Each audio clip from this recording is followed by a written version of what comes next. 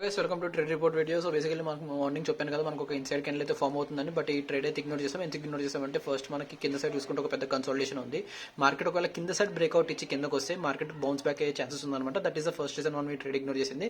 And second reason వచ్చేసి మనకి breakout చాలా దూరం వచ్చింది అనమాట. సో మనకి ఎంట్రీ అవడానికి ఛాన్స్ దొరకలేదు. That is the second reason మనం ఇన్సైడ్ క్యాండిల్ అనే ట్రేడ్ ని ఇగ్నోర్ చేయడానికి. అండ్ దాని తర్వాత చూస్తే మార్కెట్ అనేది మనకు ఒక cup and handle yeah head and shoulder pattern అయితే ఫామ్ చేసింది. ఇది ఫస్ట్ టార్గెట్, ఇది మన ప్రాఫిట్ దానికి వచ్చింది. దాని తర్వాత మార్కెట్ అనేది కొంచెం బైక్ వచ్చి తర్వాత ఒక పెద్ద టార్గెట్ ఇచ్చింది. ఎందుకు ఇచ్చింది కొంచెం జూమ్ బ్యాక్ చేసి చూసారంటే మీకు ఒక పెద్ద హెడ్ అండ్ షోల్డర్ ప్యాటర్న్ అయితే కనిపించింది అనమాట. And that is this is the result of that one. ఇది మన ప్రాఫిట్ అనమాట. అండ్ దాని తర్వాత ఎగ్జాక్ట్ గా నా సపోర్ట్ నుంచి మార్కెట్ అనేది పైకి వెళ్ళింది అనమాట. అండ్ ఇది ఎక్స్ప్లెయిన్ చేసేది మీకు ట్రైలింగ్ ఎస్ఎల్ అనేది ఎంత ఇంపార్టెంటో. ఎందుకంటే ఏ సెటప్ గానీ మీకు అది ట్రైలింగ్ ఎస్ఎల్ ఎక్కడ పెట్టాలని చెప్పదు. మీ సొంత ఎక్స్పీరియన్స్ తోనే ఆ ట్రైలింగ్ ఎస్ఎల్ గురించి తెలిసింది అనమాట. మీ ట్రేడింగ్ కామెంట్ సెక్షన్ లో మెన్షన్ చేయండి. ఇప్పుడు దాకా మీరు ఛానల్ సబ్స్క్రైబ్ చేయకపోతే వెంటనే సబ్స్క్రైబ్ చేసి షేర్ చేయండి.